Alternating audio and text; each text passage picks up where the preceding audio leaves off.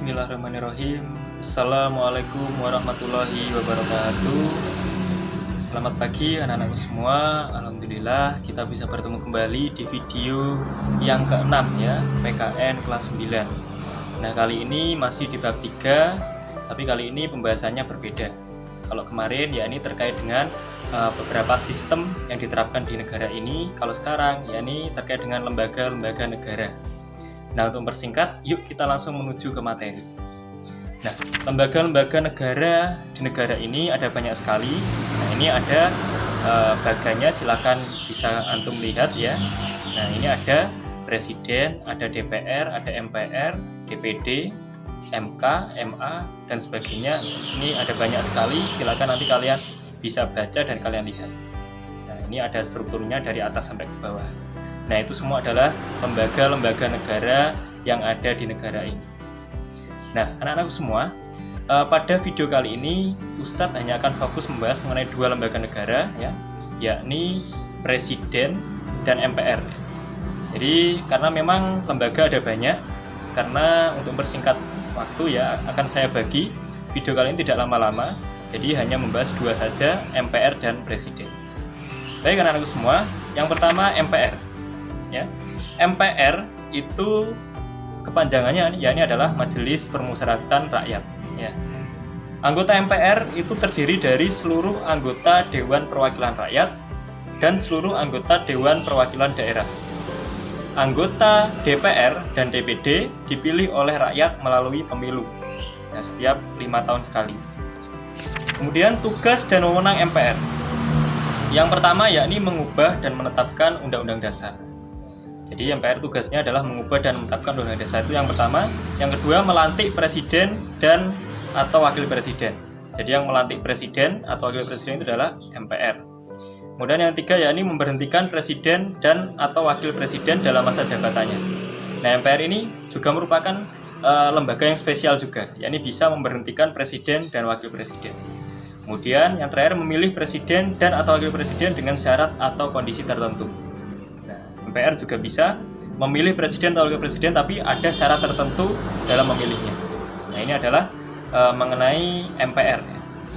Kemudian yang kedua yakni presiden. Presiden memegang kekuasaan pemerintahan menurut Undang-Undang Dasar. Sebagai eksekutif, presiden menetapkan peraturan pemerintah untuk menjalankan undang-undang. Sebagai legislatif, presiden merupakan mitra DPR dalam bekerja sama untuk membuat undang-undang. Ya, jadi di sini presiden itu bisa eksekutif dan bisa legislatif. Tetapi yang umumnya presiden itu adalah eksekutif. Eksekutif ya, ini adalah menetapkan dan melaksanakan undang-undang. Itu adalah eksekutif. Kalau legislatif itu adalah membuat undang-undang. Tapi secara umum presiden itu adalah eksekutif. Kemudian tugas dan wewenang presiden sebagai kepala negara. Yakni yang pertama, memegang kekuasaan tertinggi atas angkatan darat, laut, dan udara. Kemudian menyatakan perang, nah yang ini yang kedua, menyatakan perang, membuat perdamaian dan perjanjian dengan negara lain ya, dengan persetujuan DPR. Kemudian yang ketiga, menyatakan keadaan bahaya. Nah, ini adalah sebagai kepala negara ya, presiden. Kemudian yang B, tugas dan wewenang presiden sebagai kepala pemerintahan. Yakni yang pertama, mengajukan rancangan undang-undang atau RUU kepada DPR. Yang kedua, menetapkan peraturan pemerintah atau PP. Yang ketiga, mengangkat dan memberhentikan menteri-menteri negara. Nah, itu adalah tugas wewenang presiden sebagai kepala pemerintahan. Presiden dan atau wakil presiden itu bisa diberhentikan oleh MPR ya, dengan syarat kondisi atas usul DPR ya. Apabila terbukti yang pertama telah melakukan pelanggaran hukum berupa pengkhianatan terhadap negara, korupsi, penyuapan, tindak pidana berat lainnya, atau perbuatan tercela. Kemudian tidak lagi memenuhi syarat sebagai presiden dan atau wakil presiden. Nah, jadi presiden atau wakil presiden itu bisa diberhentikan, syaratnya ya ini adalah seperti itu.